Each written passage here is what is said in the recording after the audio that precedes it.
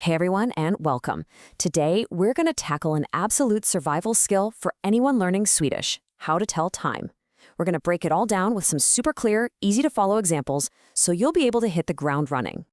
Because let's be honest, the real mission here is to make sure you're never, ever late for a fika. You know, that amazing Swedish coffee and take break. So let's get you ready. Okay, so the very first thing you need to wrap your head around is that Sweden basically has two different clocks running at the same time. Yep. There's one for everyday talking and another one for official schedules. It sounds a little weird, but trust me, it's actually pretty logical once you see it. So let's dive into that. On one hand, you've got the analog, or conversational system. It's a 12-hour clock, and it's what you're going to hear in like 90% of your daily chats.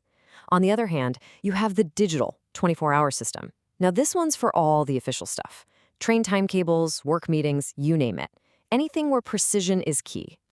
So, we're going to focus on that conversational analog clock first, and we're going to build it up together piece by piece, starting with the absolute basics so you don't get overwhelmed.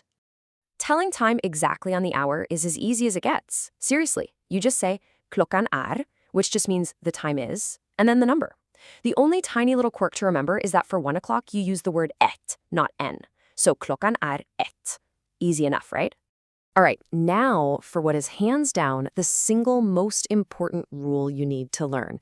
This is the classic trap, the place where almost every English speaker gets tripped up. Learning this is like getting the secret key to sounding way more natural. Okay, here it is. In English, we say 1:30 is half past 1. But in Swedish, halvrekt means half to the next hour. It's a total flip in how you think about it. Instead of looking back at the hour you've just passed, you're always looking forward to the hour that's coming up. But hey, don't worry, there's a super simple hack for this. The +1 formula.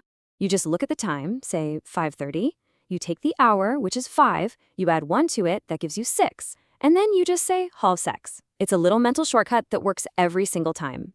And what's really cool is you can see that pattern perfectly right here. 1:30 is halv två, because it's halfway to 2 o'clock. 9:30 is halv tio, halfway to 10. And pay attention to that last one. It's a bit of a special case. 12:30 is halv ett, halfway to 1. So once you've got that halv roll down, the rest is pretty much a walk in the park.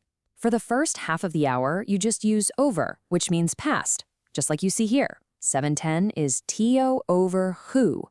And for the second half, you switch to e, which means 2, and you count the minutes until the next hour. So 7:50 becomes tio e åtta, or 10 minutes to 8. And here's another quick tip that'll help you sound more like a local. For 15 minutes past, or 15 minutes to the hour, Swedes pretty much never say 15, the number 15.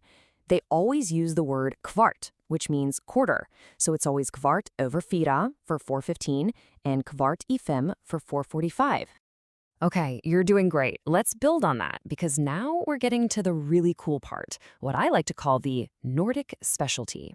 This is a unique way of telling time that you won't find in many other places. So get this. For times like 8:25 or 8:35, you don't say 25 past 8. Instead, you use the half-hour mark as your new reference point.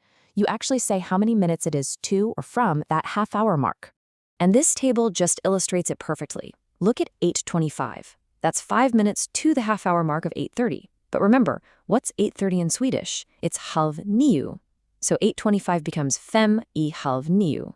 Then for 8:35, you're 5 minutes past that same mark, so it's fem över halv nio. Pretty neat, huh? All right, let's do a quick pop quiz to make sure that's sinking in. How would you say 2:55?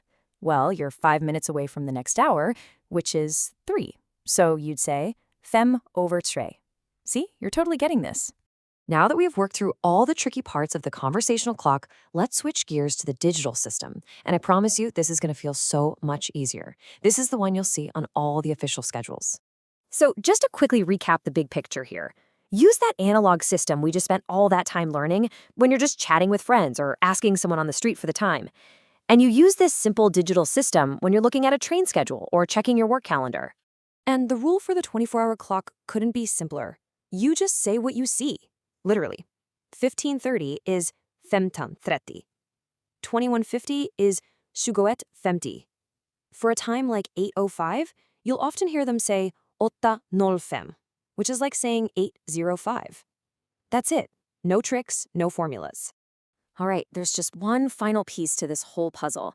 Since that conversational analog clock only goes up to 12, how do you specify if you mean 7 in the morning or 7 in the evening?